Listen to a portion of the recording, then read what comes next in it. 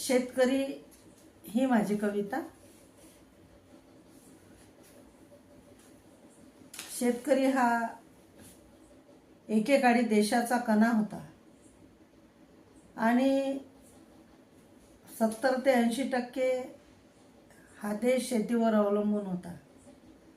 परंतु आज भांडवलशाही बोकाळली, खाजगीकरण झाले, कंपन्यांचा ऊत आला आणि अशा या परिस्थितीमध्ये शेतकरी हा हवालदिल झाला।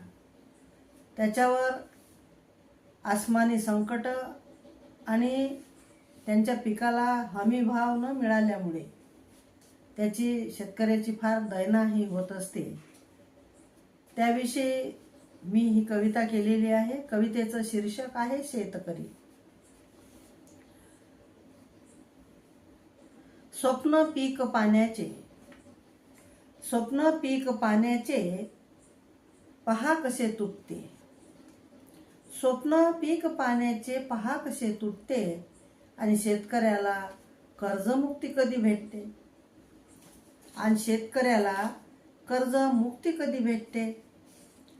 दुःख यातनेचा शाप आहे, दुःख यातनेचा शाप आहे शेतकऱ्याच्या माथी। दुःख यातनेचा शाप आहे शेतकऱ्याच्या माथी आणि रक्त आटते त्याचे कष्ट करून किती किती। आणि रक्त आटते त्याचे कष्ट करून किती किती, रक्त आटते त्याचे कष्ट करून किती किती।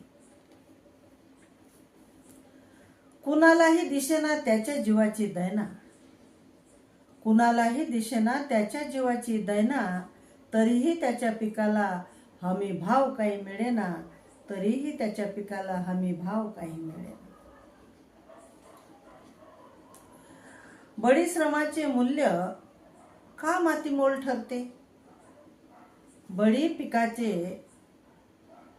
श्रमाचे मूल्य का मातीमोल ठरते। बळी श्रमाचे मूल्य का मातीमोल ठरते, मनोमनी एक सारखा नित्य प्रश्न उठते।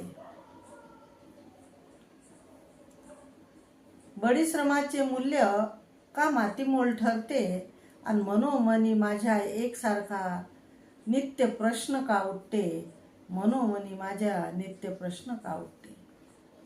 लोण्याहुनी मऊ मन, लोण्याहुनी मऊ मन सदा कदा त्याचे असते। लोण्याहुनी मऊ मन त्याचे सदा असते, तरीही त्याच्या हातून देशाला अन्न भेटते।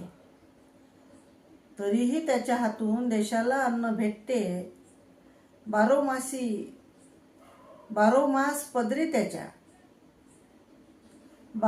पदरी त्याच्या दुःखच दुःख असते। काटकसरीने तरी तो संसार थाटत असते, काटकसरीने तरी तो संसार थाटत असते।